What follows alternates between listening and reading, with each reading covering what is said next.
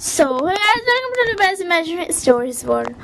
तो हाँ, मुझे पता है मैंने बहुत ज़्यादा दिन लगा दिया है। लगभग से बहुत ही ज़्यादा दिन हो चुका है। तो मैं आ गई हूँ नेक्स्ट पार्ट रिकॉर्ड करने। नाइटेल वुल्फ एंड नाइटेल फॉक्स का पार्ट 7। तो जैसे कि हमने पिछले पार्ट में देखा था कि वेवर श्यान एंड वांगजी दोनों ही बोलते हैं शाह को एंड शिजान को कि आप दोनों हमारे साथ ही रहिए और चलिए। हाँ, शायद से मैंने पिछले पार्ट में कुछ और बताया होगा शाह एंड शिजान क्या है, बट मैं इस पार्ट में बता देती हूँ कि वो दोनों ही वुल्फ हैं, ठीक है ना। वो दोनों ही वुल्फ हैं एंड वो अंकल लैंड के पास पाले बड़े हैं, ठीक है ना।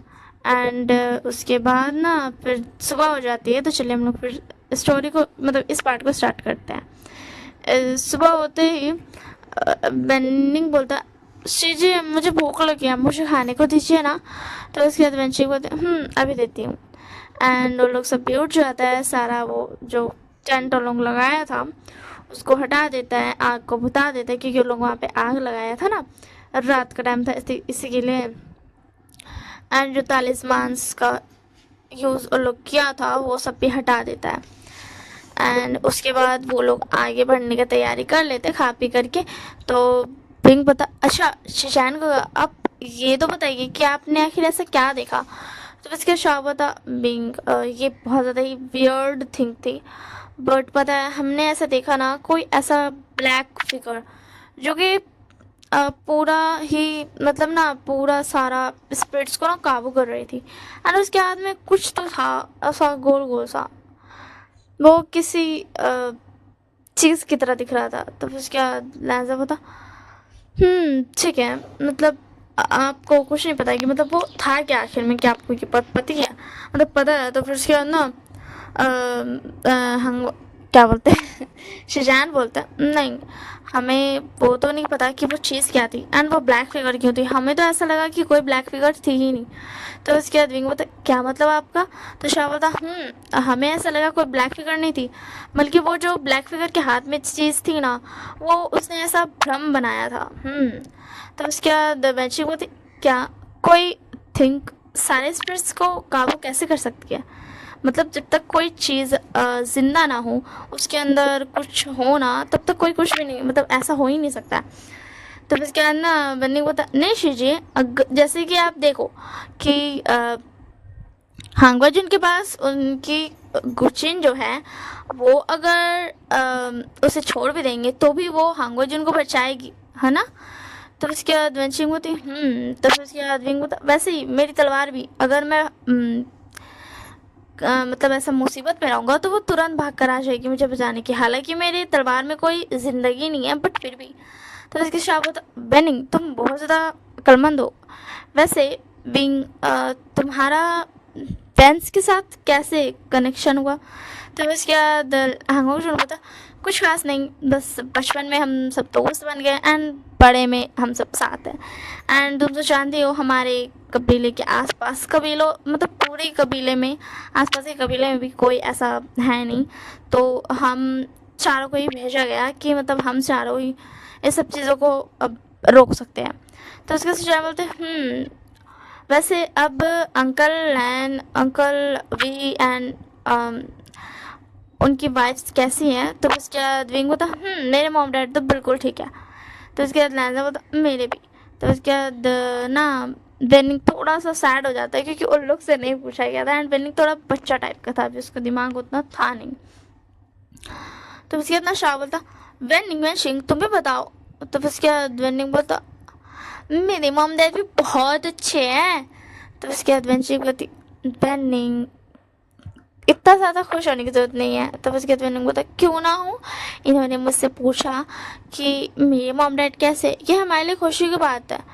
तो उसके बाद सुशान बोलते क्या सारे कबीले वाले अभी भी बैंस को नहीं एक्सेप्ट कर पाए हैं, मतलब तुम दोनों दोस्त हो, मतलब वैनिंग वेंचिंग लैजन सॉरी वांगशी एंड विंग की दोस्त है तुम दोनों।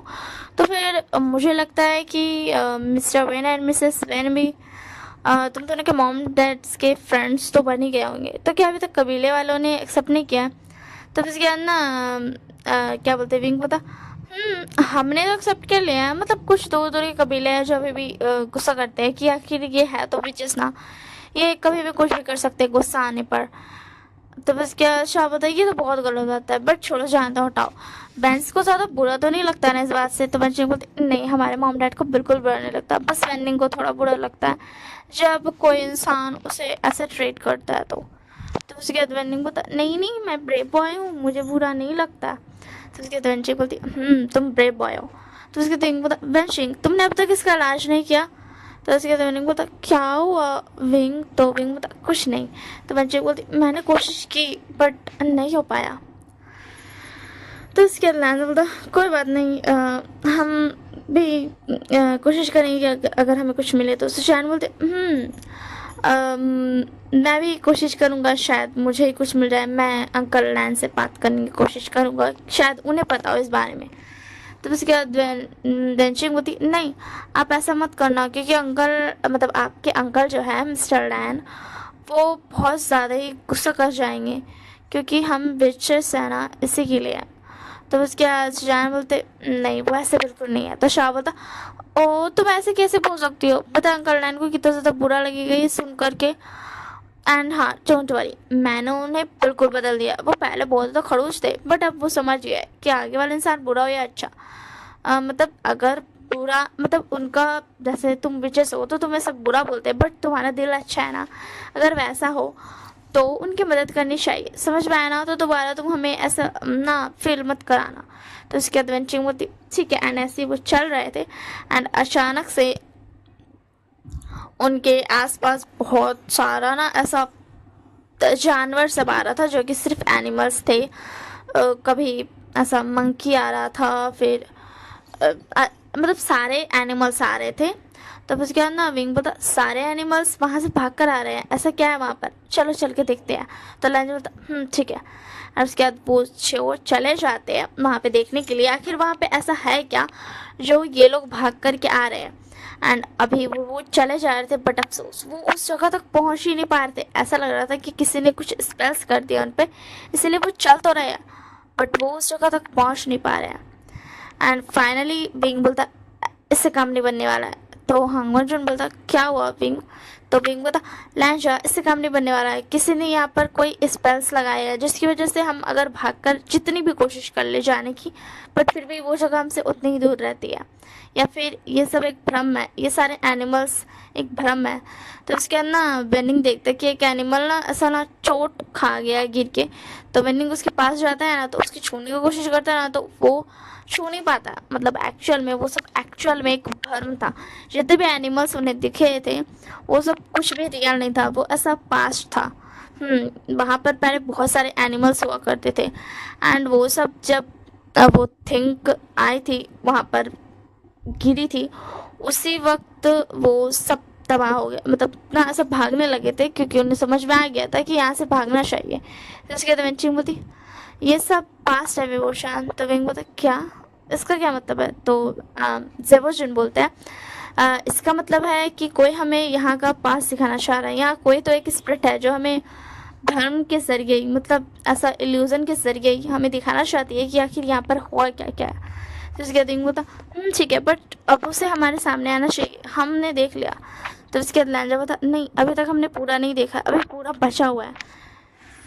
तो फिर उसके बाद ना तो उसके बाद हंगवांगचुन बोलते हैं कि उसे आता जाना चाहिए मगर फिर भी कुछ बचा हुआ है, चलो देखते हैं आखिर वो क्या दिखाना चाहती है। तो बेंजी बोलती बट पहले हमें अपने ऊपर प्रोटेक्टिंग स्पेल्स यूज़ कर लेने चाहिए ताकि अगर कुछ हो भी, हाँ ये एक इल्यूज़न है बट ये बहुत ज़्यादा रियलिस्टिक है, तो हमें कुछ भी हो सकता है क्योंकि एक ब्लैक स्पिरिट दिखा रही है।